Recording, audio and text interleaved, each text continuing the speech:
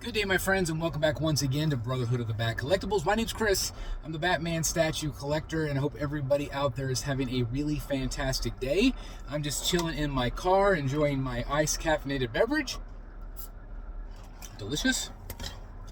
Hope you're caffeining up as well. Caffeining, I don't know if that's a word, but anyway, I'm just hanging out, driving around this morning, and I wanted to cover a topic that I haven't really covered here on the channel, believe it or not, in almost 10 years here on YouTube. But somebody the other day was asking me about regrets. And I thought it would be fun to kind of count down five, like maybe top five regrets that I've personally had in this hobby. Now, of course, the regrets come and go. Some regrets are bigger than others. I'm sure I've regretted pieces that I've sold, that I've bought back 7 times, Arkham line. You guys know what I'm talking about if you've been here on the channel for a while. But anyway, I thought it'd be fun to kind of count these down. And these are not in any particular order. And so these are going to be my top 5 regrets in collecting. Okay? But before I do that, I just want to say I hope you're doing well. I hope you're taking care of yourself, taking care of your mental health. Try to avoid all the noise out there in the world and just enjoy the hobby and focus on your happiness. Okay? So, anyway, number 1, again, not in any particular order, but number 1, rabbit holes. Rabbit holes. I got into this hobby to be a statue collector, right? That's what I became. I became Batman statue collector. It's in my title. It's in my name. Even though I probably shouldn't have named myself that. That's just what I did in my very first video. So there you go. Probably just should have named myself Chris. Whatever. But anyway, rabbit holes, right? So you're a statue collector. And then you kind of can break that down into other things, right? You say, okay, I'm going to collect just the statues. I'm not going to collect the busts. But then you collect a bust. You're like, oh crap, now I really like these busts, now I've got to collect all this line, right? I guess collecting lines could also be another regret, because sometimes it's just a bit much. But I think the biggest rabbit hole that I went down was, it kind of started with some CGCs, kind of, my friends were collecting them. I thought they were really awesome. I liked the idea of getting vintage books and books that I love, pairing up statues. So it kind of started with the CGCs, but then that slowly led into original art. That is the biggest rabbit hole I could have ever jumped down, because I've spent way more on original art than I have with the statues. Now, I've always been an art guy my entire life. I went to art school right out of high school, got an art degree, and I'm in the middle of Kansas, so there's not a lot of art jobs, so I became an educator. But I still love art, and I've always had that passion for art. I've always been drawn to it. I always took art classes in high school, and and again, it's just, I love art. And so being able to collect a one of one, even though sometimes commissions and stuff are similar to other people's, it's still a one-on-one drawing. And I love that. And to be able to get to know some of the artists that are my favorite artists, to be able to have dinner with David Finch and be able to have dinner with Jason Fabok and be able to email him and talk to Sean Murphy and talk to Bermejo. Being able to have some of those relationships with the artists make it even more special than to have it, to own a piece and put it on your wall that I can look at every day and think, oh my God, that's freaking awesome. I absolutely love this. Okay? And so that is my biggest regret, is probably going down that rabbit hole, because I've spent a lot of freaking money. But at the same time, it's my favorite thing that I've ever done. So it's interesting, right? It's a love-hate, right? Okay, so rabbit holes, that's number 1. Number 2, focus. Not having a focus in the beginning. And it kind of goes back to the rabbit hole. I'm still like squirrel, squirrel, squirrel. But the rabbit hole leads to other things, right?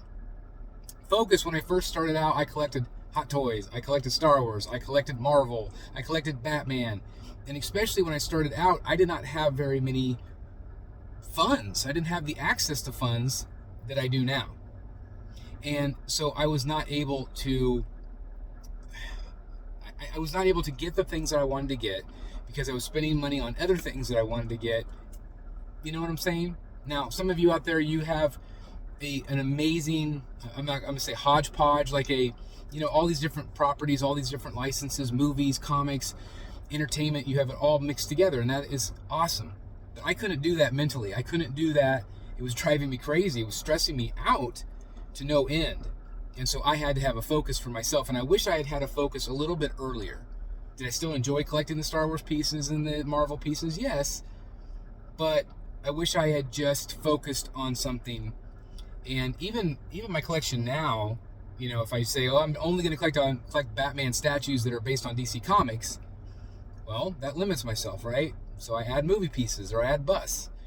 So, but trying to have a focus, I feel like for me, lowered my stress. And this hobby should not be stressful. Should not be. It is at times, but it shouldn't be, right? So having a focus, and again, my regret there, number 2, is I wish I had just started focusing a little sooner. Okay? All right. So number 3 on the list, panic selling. Okay? We talked about money a second ago, and I like to keep my money in order, right? So do you. You want to know how much you have, what your budget is. Some of you are on payment plans. I've never gone that option. I don't want to do that. I just usually say, okay, I've got this X amount of money in my bank account. Can I cover these statues? If the answer is no, I'm not going to buy it.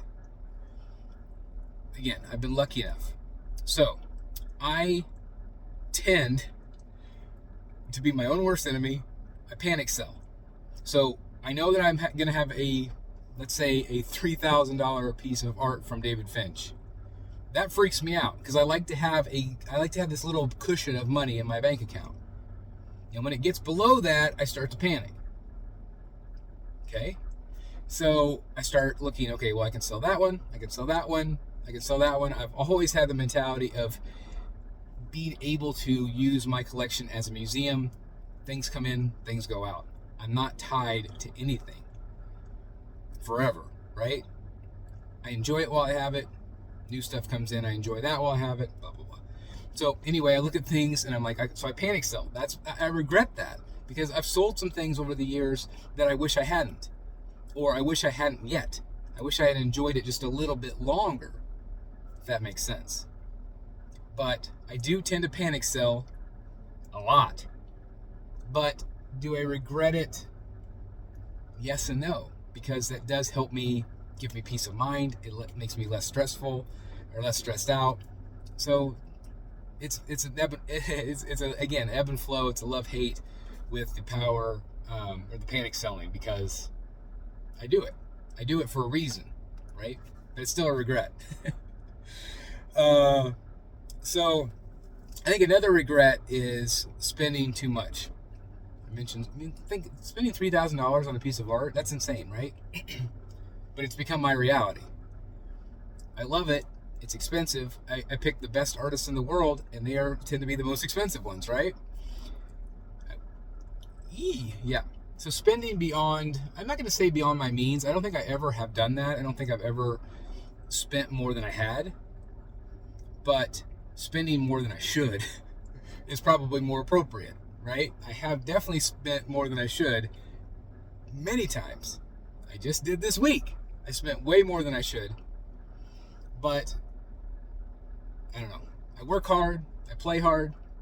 And so I feel like sometimes, well, Chris, you've earned this one, But at times I'm still like, I can't believe I'm spending this much money on art or on painted rock.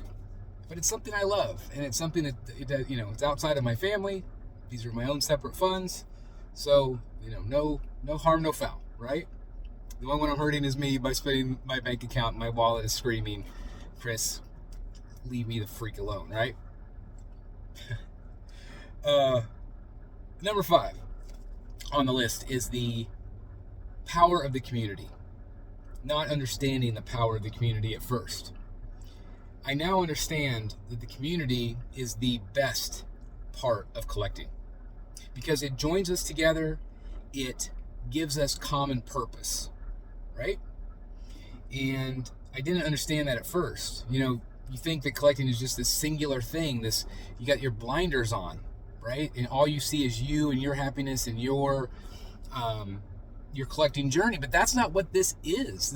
That is part of it, yes, but it is the community, the connections we make, the enjoyment that we get from seeing other people happy. Whenever I see somebody enjoy something. I sent a piece of original art to a collector last week. Unannounced, just gave it to them. And to feel that joy, that appreciation, that's fun, right? When we see somebody else happy, when we know that by somebody getting something in that's special to them, that makes them happy, and we get to experience that happiness together. So I didn't understand that at first. I was very singular kind of minded. But over the last decade, I've learned. Sorry, apparently I need another froggy this morning. Sorry, guys. Probably should just edit that out, but hey, I'm keeping it real with you guys. The power of the community is so important. And it has so much power.